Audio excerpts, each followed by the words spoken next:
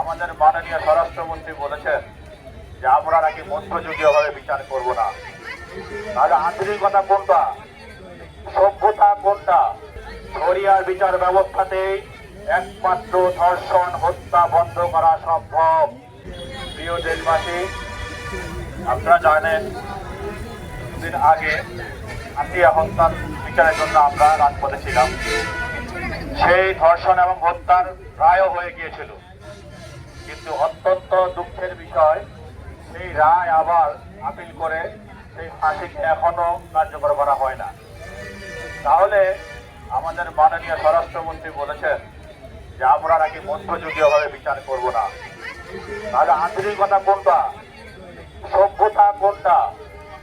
যেই সভ্যতা ধর্ষণ রোধ করতে পারে না, যে বিচার সিস্টেম রায় দেওয়ার ফাঁসিকে কার্যকর করতে পারে না, তাহলে আমরা সেই সভ্যতা সেই আধুনিকতায় কিভাবে ভরসা করি আপনারা বলেন?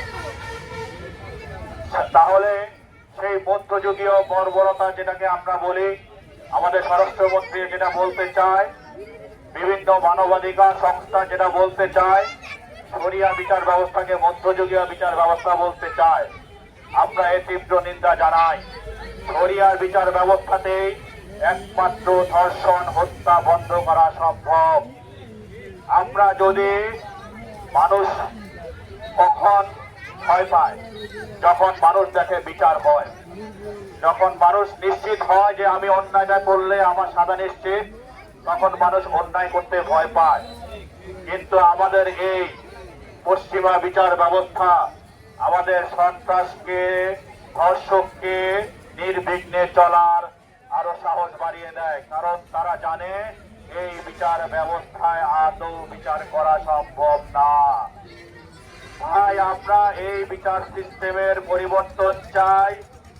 আমরা চাই ছোট্ট শিশু রামিসার হত্যা এবং ধর্ষণের বিচার জনসম্মুখে যত তাড়াতাড়ি সম্ভব জনসম্মুখে যেন ফাঁসি কার্যকর করা হয়। এইভাবে আসিয়ার বিচার যেন কার্যকর করা হয়। এইভাবে যত হত্যাযজ্ঞ ধর্ষণ প্রতিনিয়ত ঘটছে, সকল হত্যাযজ্ঞর ধর্ষণের বিচার যেন জনসম্মুখে করা হয়।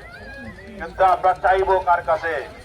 আমাদের হাদি ভাইয়ের বিচারই আমরা এখন আদায় করতে পারলাম না। এটাই আমাদের জাতির জন্য বড় ব্যর্থতা। এক ঘটনার আরেক ঘটনাকে আড়াল করে দেয়। হাদি ভাইয়ের মতো ঘটনা আজকে ম্লান হয়ে যাচ্ছে। আজকে আমরা রামিসা, আসিয়া, এরকম কালকে আবার আরেকজন, এরকম আর প্রতিনিয়ত একটার ঘটনা আরেকটাকে মানে ধামাচাপা দিয়ে দিচ্ছে। অতএব আমরা এই মিডিয়ার এই ন্যাক্কারজনক এবং ঘৃণিত ট্রায়াল সিস্টেম বন্ধ করতে চাই।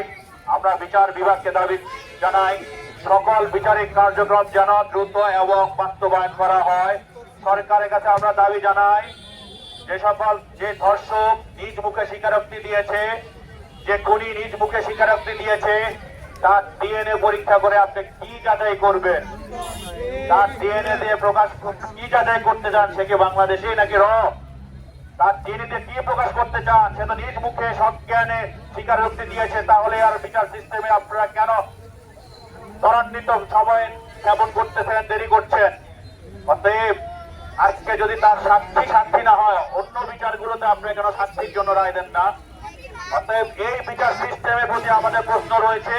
আমরা চাই আসিয়া, রামিসা সহ আরো অন্যান্য যত হত্যা এবং ধর্ষক রয়েছে তাদের বিচারগুলো অতি দ্রুত জনসম্মুখে করা হয়। এই বলে আমি আমার সংক্ষিপ্ত বক্তব্য শেষ করছি। ধন্যবাদ।